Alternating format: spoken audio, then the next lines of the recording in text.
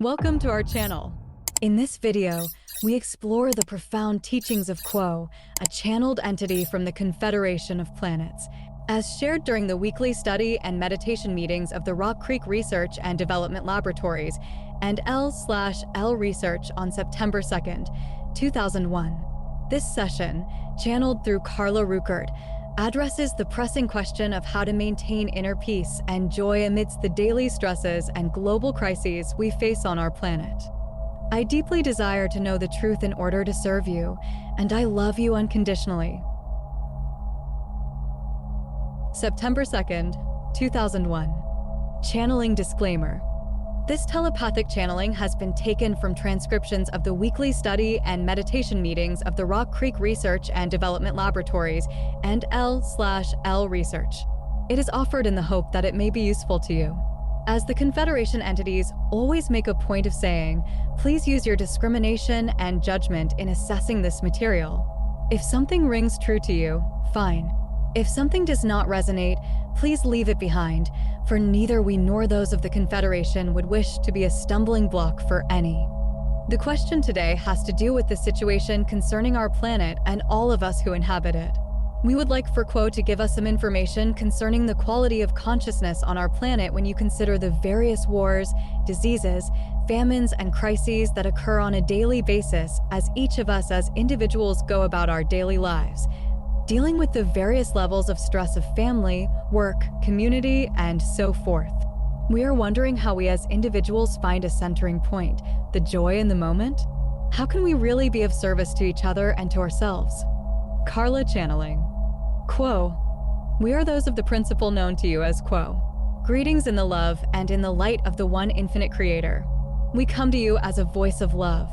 To this planet we speak the ways of one, the ways of unity. We have a very simple tale to tell, and we thank you for bringing us to you to be able to share this simple philosophy, a philosophy truly too simple to be easily understood. We are most grateful to you for your infinite genius that looks at that subject, which is always and ever the same, in ever new ways, giving us new opportunities to work with the words of your language and the biases of this instrument in order to share our heart through the heart of this instrument and the one known as Jim. We are extremely gratified to share our thoughts and would only ask in return that each of you is extremely careful about what you choose to listen to and what we have to say. For what we have to say is a truth to us, but it may not be so to you. That which resonates within your heart, by all means, consider. For we hope to offer interesting and helpful thoughts. But those things which do not resonate, we ask that you leave behind without a second thought. Some thoughts are for you. Some thoughts are not. That power of discrimination which each of you has is golden, as this instrument would say. Treasure it and trust it. No one else can tell you what is right for you. You are the authority for yourself. You are the teacher for yourself. You are the guru in a very important way, for those things which you desire to know lie within you now. It is a matter of remembering and coming again into awarenesses of that you have had many times, not necessarily within incarnation. One great goal of each of you within this incarnation is to become aware that you are dreaming and to become able to make the dream of incarnation a lucid and a conscious dream, one that is, in some ways and to some extent, a matter of your choices and your control. For these skills much is required of time and attention and discipline. And each of you is well aware of these things, as are we, for we too seek, unendingly driven by the desire to be truly one with the Creator, and yet still aware in many ways of our own biases and our group biases. Always, it seems, the spiritual path has another turn and another, and the road leads ever onward. We rejoice in this endless journey that truly is not endless, but cyclical. For in the fullness of the time and space that you now enjoy within this creation of yours and ours, we all will come to the octave. We all will coalesce once again into the one infinite creator and become an unpotentiated unity. And in that beating of the great heart of creation, one creation shall end and another begin.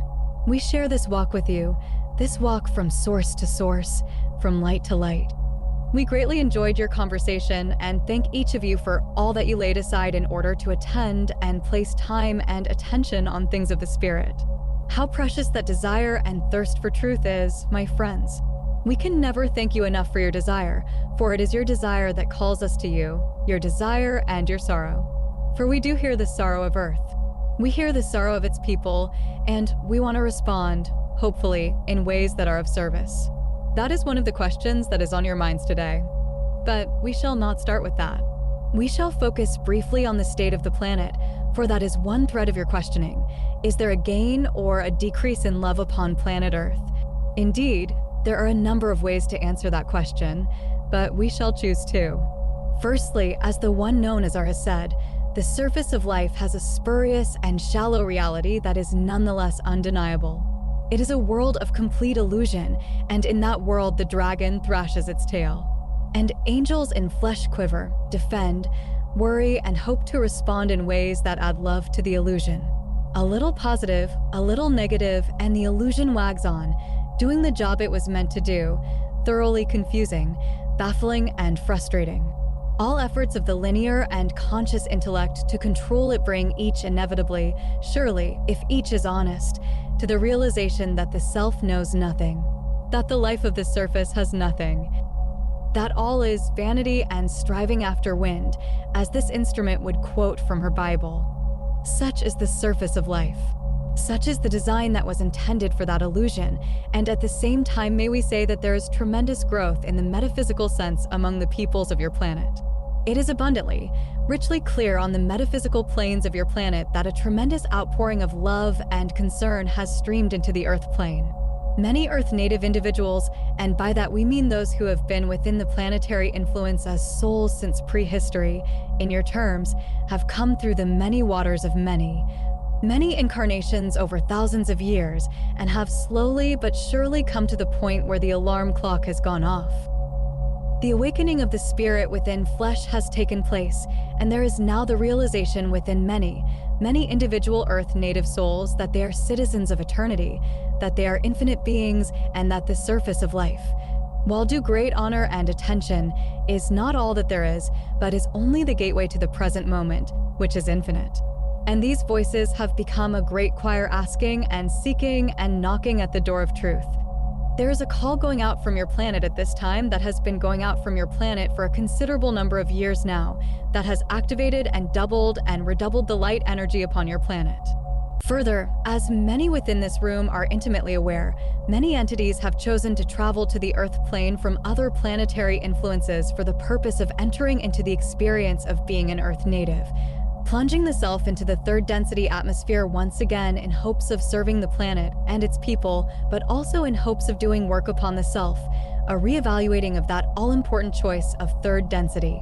The choice of whether to love by radiation and unconditional love, or to love by control and magnetic attraction, and the overriding sense that people need to be managed for their own good or for the greater good of the whole. This is work that is common to all at this time, all who are awakened, all who have begun that transforming opening of the heart and the spirit for which each took birth. We hope that you feel very good about the work that you have done so far, and we hope that you will redouble your efforts, not to do, but to be.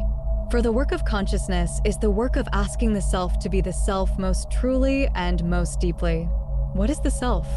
Upon the surface of the incarnation, the self is a personality, a collection of biases, opinions, beliefs, and suppositions, an amalgam of gifts and quirks and challenges. The interesting thing about personality is that each of you chose both your gifts and your limitations, your abundances and your lacks, for very good reasons.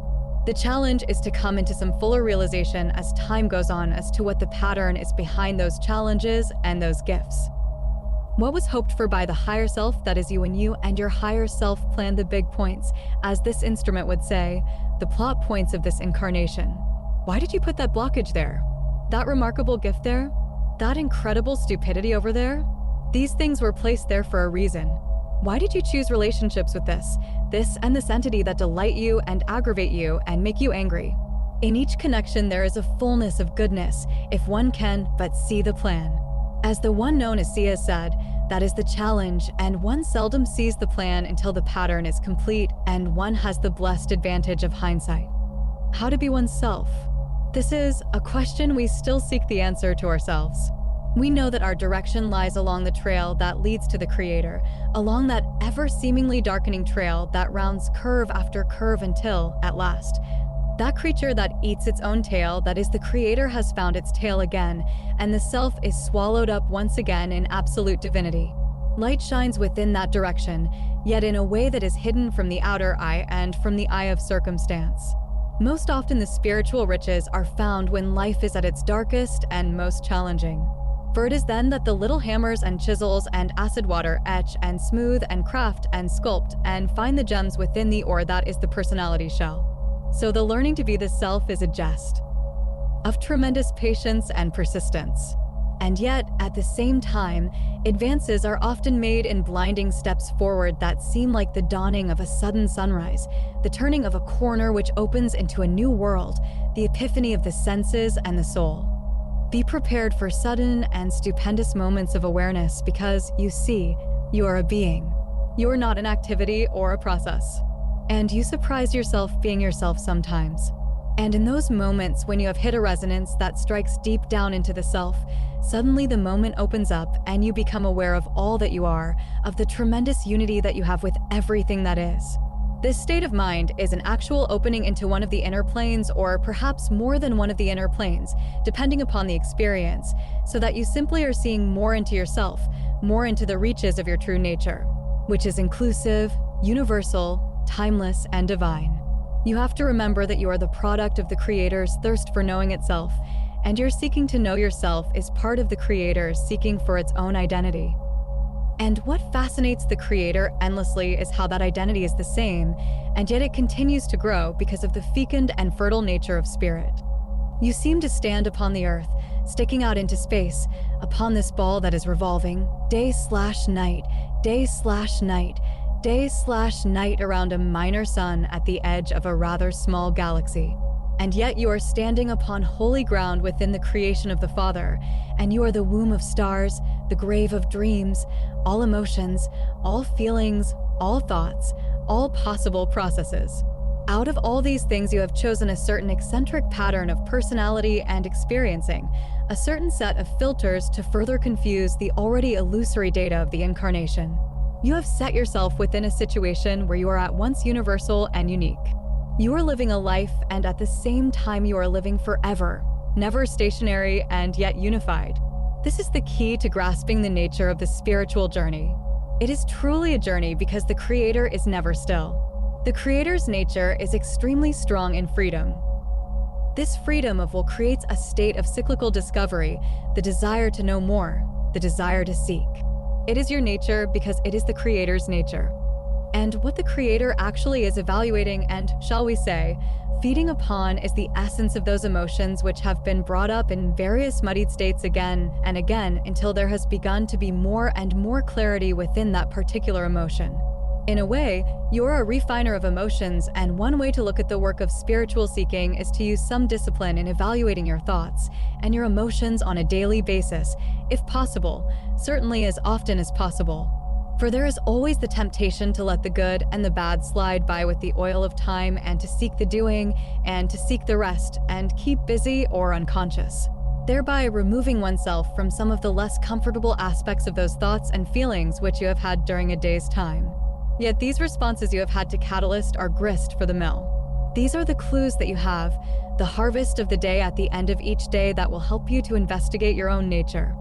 We would suggest time spent perhaps just as you are drifting off to sleep, wherein these emotions are looked at one by one as you remember your day.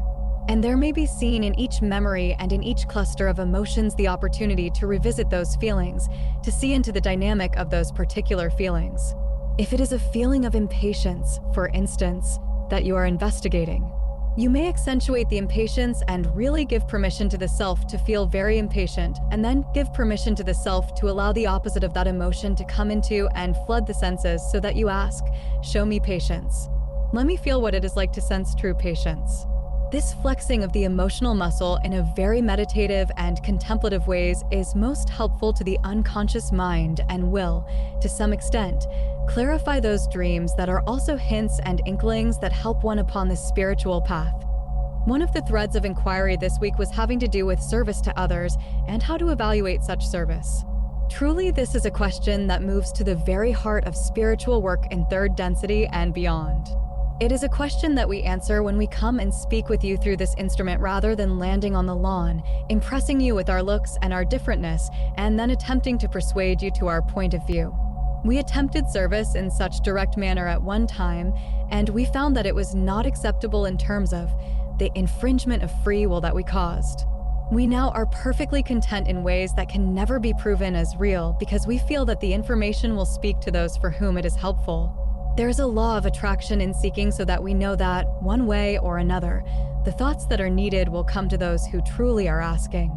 And so we add our voice to those voices that are available if someone seeks such a voice. Much of service to others is wrapped up in the study of polarity. However, side 1 of tape ends here. Side 2 did not record.